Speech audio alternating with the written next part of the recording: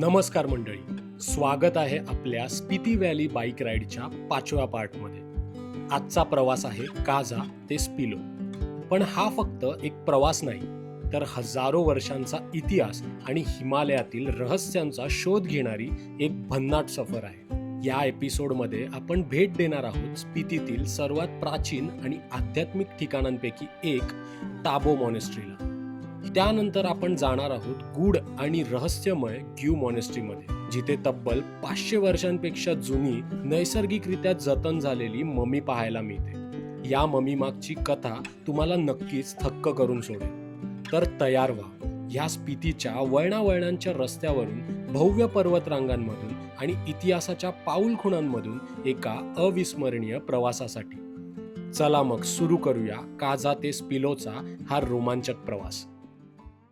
सुप्रभात मित्रांनो, सकाळच्या आता वाजलेत ऑलमोस्ट 11 आणि मी आहे आता काझामध्ये. त्याच्या आधीच्या पार्टमध्ये तुम्ही पाहिलात की आपण कसा प्रवास केला काझामध्ये, काय काय आपण कुठली ठिकाणं फिरलो, कुठले टुरिस्ट स्पॉट आपण फिरलो. तर आजचा जो दौरा असणार आहे तो आपला असणार आहे काझा टू स्पिलो. आणि एकंदरीत हा रूम आहे ना असा काहीतरी होता काझामध्ये. गावा होमस्टे करून नाव आहे या रूमचं. आणि पूर्ण हे बघा अस्ताव्यस्त झालंय. आता आम्ही निघतोय, चेकआउट करतोय. विराज निघूया रेडी.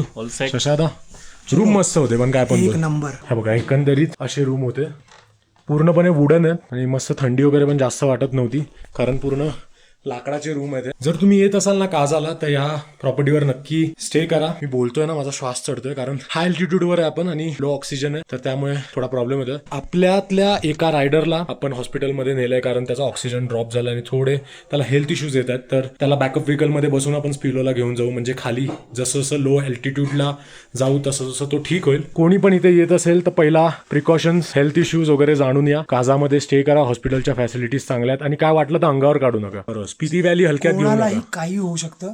जो एक्सपिरियन्स रायडर आहे आमचा सगळ्यात, ते आज ऍडमिट आहे हॉस्पिटलमध्ये. तर चला आता निघूया स्पिलोच्या दिशेने आणि आता डायरेक्ट मोटो व्लॉगिंग सेटअपमध्ये मी तुम्हाला भेटतो आणि चला पुढचा प्रवास सुरू करूया. आणि आज आपण करणार आहोत ग्यू मॉनेस्ट्री आणि टाबो. चला बाय बाय काझा. आणि आता हे बघा इकडे ते सिव्हिल हॉस्पिटल आहे काझाचं. तुम्हाला काही इथे प्रॉब्लेम झाला ना सरळ इथे घेऊन जा हॉस्पिटलमध्ये तुमच्या रायडर्सना. प्लीज अंगावर काढू नका. आमचे 3 रायडर्स लिटरली सफर करत होते हाय अल्टिट्यूड सिकनेसला. त्याच्यातले 2 रिकवर झाले आणि एकाची कंडिशन थोडीशी खराब आहे, तर त्यांना आता आम्ही बॅकअप व्हेकलमध्ये बसून खाली लो अल्टिट्यूडला स्पिलोला घेऊन जातोय. आणि आता आम्ही रायडर सगळे जातोय टाबो मॉनेस्ट्रीच्या दिशेने. काझा खूप मस्त आहे. काझाचं जे बाजार आहे ना ते पण खूप सुंदर आहे. तुम्हाला काय शॉपिंग वगैरे करायची असेल ना ती तुम्ही इकडे करू शकता. आणि काझाचं हे पेट्रोल पंप आहे, माझ्या राईट साईडला बघताय ना, लाईन बघा केवढी लागली आहे. आणि काझामध्ये हे एकच पेट्रोल पंप आहे. आणि आजचा जो डिस्टन्स आहे आपला तो 230 किलोमीटरचा आहे. नंतर ही बघा काझाची मॉनेस्ट्री बघा, खूप सुंदर मॉनेस्ट्री आहे ही.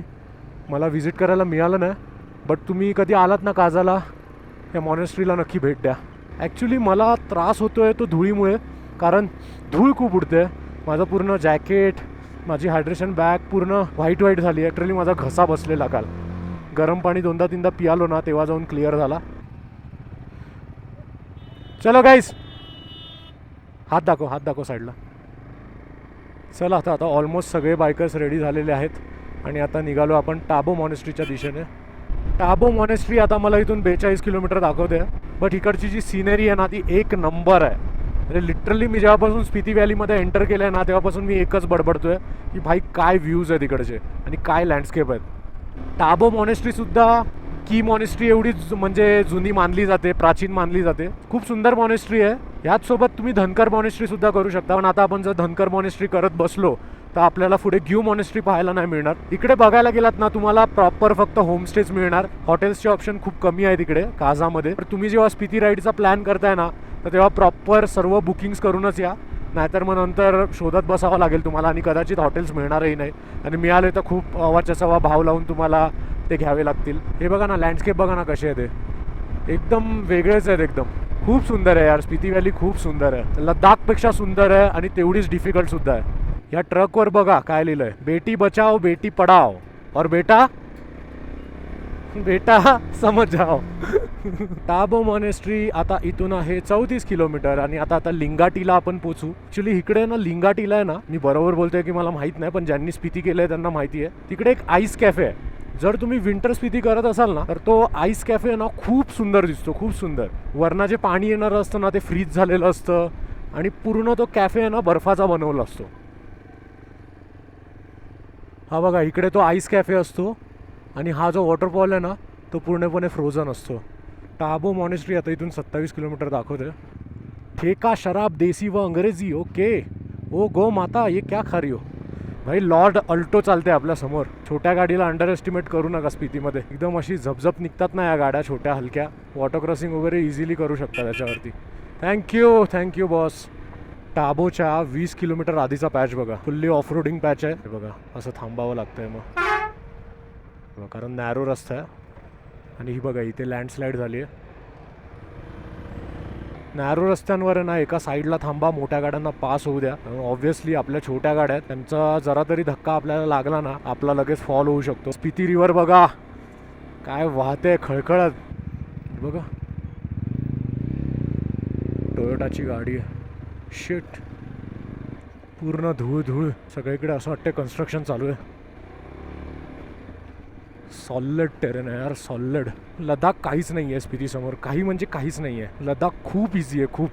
ज्यांना स्पिती व्हॅली करायचं आहे ना त्यांनी पहिला लडाख करून या. म्हणजे तुम्हाला एक छोटा मोठा डोंगरांचा या हिमालय पर्वतरांगांचा अनुभव येईल. हे बघा ना लँडस्लाईड बघा ना कशी झाली आहे. काही सांगू शकत नाही ते कधी लँडस्लाईड होईल, कधी दगड कोसळेल. तर आता टाबो मॉनेस्ट्रीच्या गेटजवळच थांबलो आहे. बाकीचे बायकर्स आमचे पुढे गेलेत मॉनेस्ट्रीजवळ. आणि माझ्या गाडीचा एअर फिल्टर आहे ना तो चॉकअप झालेला.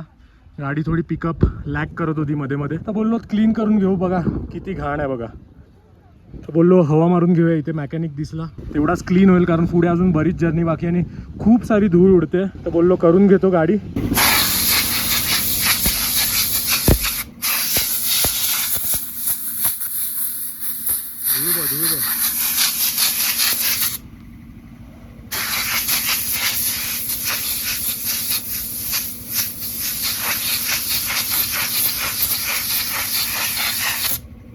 थँक्यू. एअर फिल्टर क्लीन झालेला आहे. सध्या आपण उभे आहोत स्पिती व्हॅलीतील सर्वात ऐतिहासिक आणि पवित्र ठिकाणांपैकी एक असलेल्या टाबो मॉनेस्ट्री येथे. इसवी सन 996 मध्ये बांधलेली ही मॉनेस्ट्री 1000 वर्षांहून अधिक जुनी असून हिमालयातील सर्वात जुन्या बौद्ध मठांपैकी एक मानली जाते.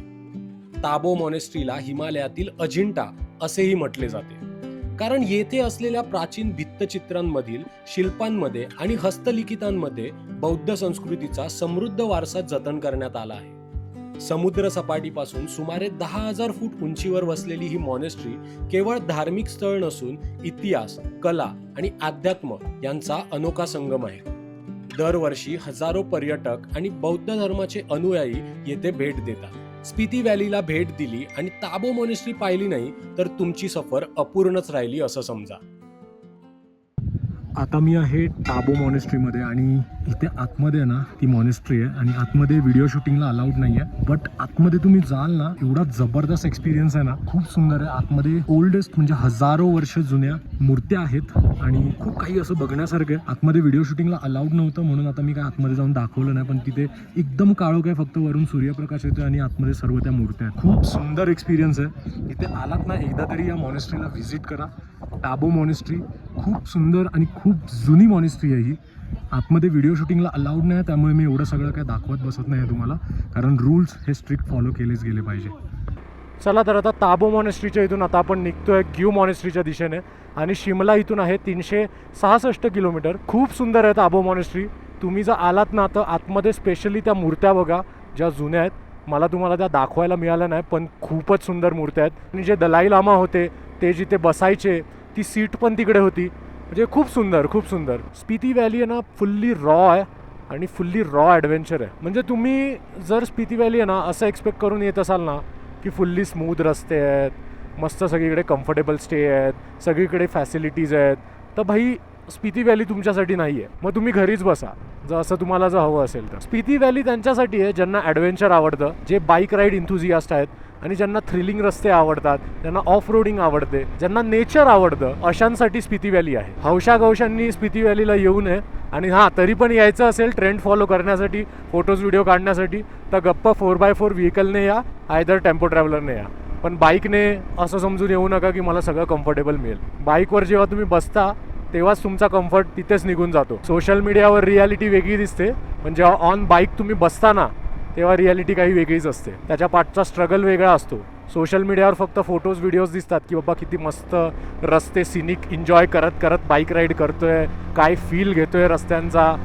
बाबा त्याच्या पाठी जे स्ट्रगल असतं ना, हे ग्लव्ज घाला, हे हेल्मेट घाला, हे जॅकेट घाला, परत काढा, परत शूज घाला, ते फक्त एका रायडरलाच माहिती आहे की किती हा सगळा तामझाम असतो. फिल्टर क्लीन केल्यावर काय गाडी पळते यार, म्हणजे असं वाटतंय की गाडी आता बऱ्यापैकी पिकअप घेते. मगाशी एअर फिल्टर पूर्णपणे चॉकअप झालेला, तुम्ही बघितलाच धूळ किती उडाली आतमधून. ग्यू मॉनेस्ट्री मला आता इथून 16 किलोमीटर दाखवतंय.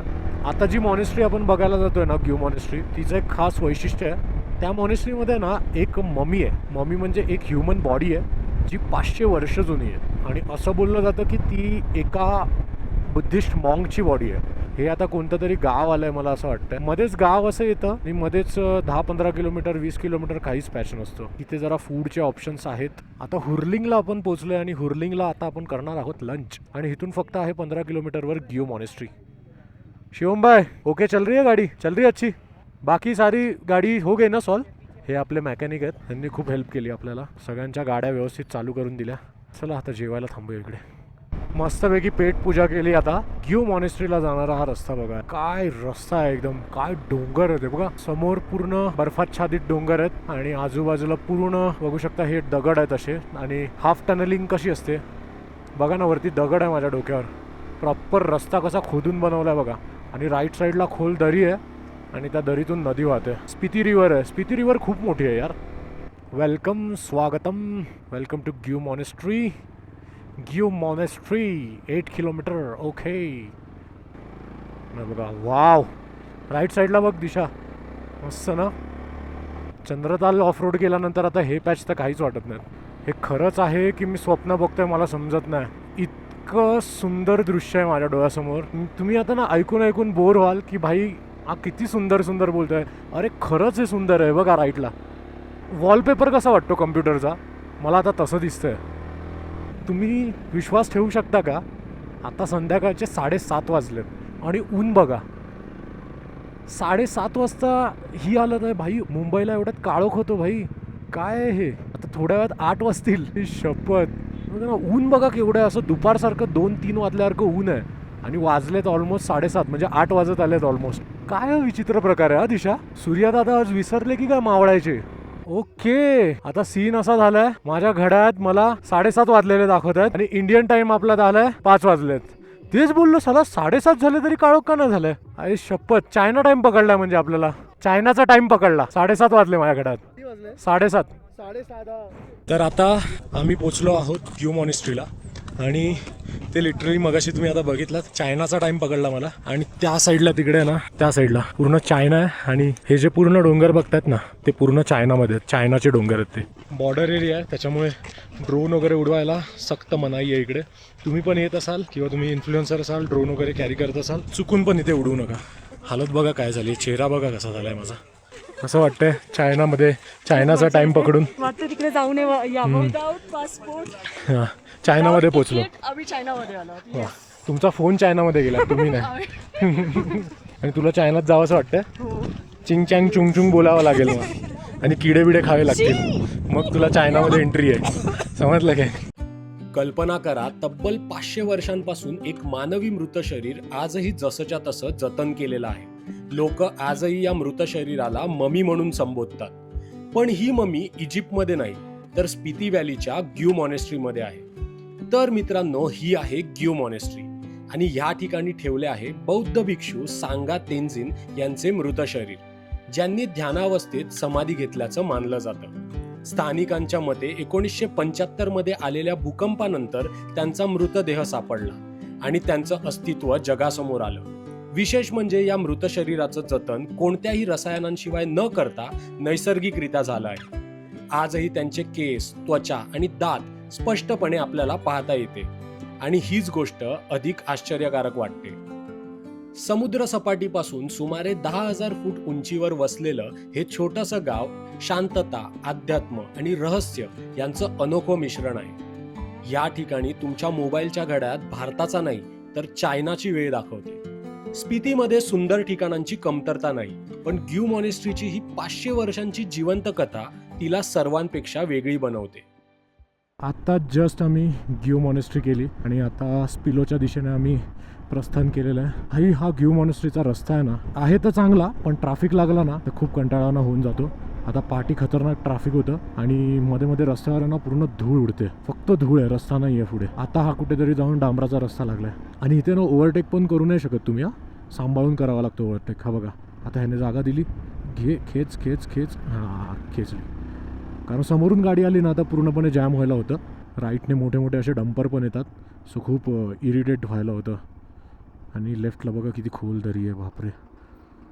ग्यू मॉनेस्ट्री सोडल्यावर हा एक आय थिंक चेकपोस्ट आला आहे आणि रस्ता आता पुढे आहे ना बऱ्यापैकी चांगला आहे. पू आता सरळ आहे इथून आणि पूला पेट्रोल पंप आहे. आता रस्ता थोडा बेटर वाटतोय मला पहिल्यापेक्षा. जसा ग्यू मॉनेस्ट्री क्रॉस केली, चेकपोस्ट लागल्यानंतर जो रस्ता मिळाला हा बघा. आता कुठे जाऊन गाडी मी 60-70ला पळवतोय. आता नुसतं 2-3 दिवस 30-40-50 30-40-50 बस हेच खेळत होतो. आता बघा, आता कुठे जाऊन 70-60-70-60-70ला पळते गाडी. आता सूर्य पण मावळत चाललाय आणि आत्ता बरोबर मला टाइम दाखवतोय 7 वाजले. तिथे ग्यू मॉनेस्ट्रीच्या इथे माझ्या घड्यात 8 वाजलेले. आई शपथ, इथे दिवसा आलो असतो ना यार, काय व्ह्यू आला असता यार. तर मित्रांनो, आता आपण पोहोचलो आहोत खाप संगमला, पण आता काळोख झालाय, रात्रीचे ऑलमोस्ट 8:30 होऊन गेलेत. त्याच्यामुळे आता प्रॉपर व्ह्यू तुम्हाला पाहायला मिळणार नाही, पण मला जर काही फोटेजेस मिळाले या खाप संगमचे तर मी इथे टाकण्याचा प्रयत्न करेन. खूप रात्र झाली, अजूनही आम्हाला जायला 1 तास लागेल प्रॉपर्टीवर पोचायला. तर हा खाप संगम आहे, इथे आलात ना तर दिवसाला खूप चांगला व्ह्यू असतो आणि पूर्ण ही रिव्हर आहे, पूर्ण खळखळ पाण्याचा आवाज येतो आहे. खूप छान संगम आहे. इथून एक नदी येते, इथून एक नदी येते आणि या 2 नद्यांचा संगम होतो या पुलाजवळ. खूप सुंदर संगम आहे. मला जर काही फोटेजेस मिळाले तर मी आता इथे ॲड करतो. खूप सुंदर संगम आहे. चलो एनिवेज ठीक आहे, व्हिडिओमध्ये तरी बघू की तो कसा दिसतोय. लोकांच्या व्हिडिओमधून बघू. आम्ही इकडे आलो पण काळोख झाला, आम्हाला तो नीट पाहायला नाही मिळाला. मला ड्रोन शॉट घ्यायचे होते या संगमचे, but bad luck. Next time बघू. आता परत कधी आलो तर लवकर यायचा प्रयत्न करेन. आता तुम्हाला थोडं क्लिअर दिसत असेल, फॉगलाईट लावली मी. ॲक्च्युली आहे ना अशा डोंगरांमध्ये ना फॉगलाईट लावायची नाही, पण आता काय करू नाही शकत कारण समोरून आहे ना हाय बीम मारत येत आहेत. तर मला आहे ना पटकन असं दिसत नाही, कारण तुम्हाला माहीत आहे आपल्या या गाड्यांची स्टॉकलाईट काय असते, काहीच नसते, काही दिसतच नाही समोरचं. फॉगलाईट तरी छोट्या लावल्यात मी 20-20 वॉटच्या, तेवढ्या तर ठीक आहे यार, जास्त मोठ्या नाही लावल्यात. मला फक्त रोड दिसला बस झालं, समोरच्याला आंधळा नाही करायचं आहे मला. पेट्रोल भरूया आणि डायरेक्ट स्टेला जाऊया यार, बस झालं, आता कंटाळा आला आहे, खूप गाडी चालवली.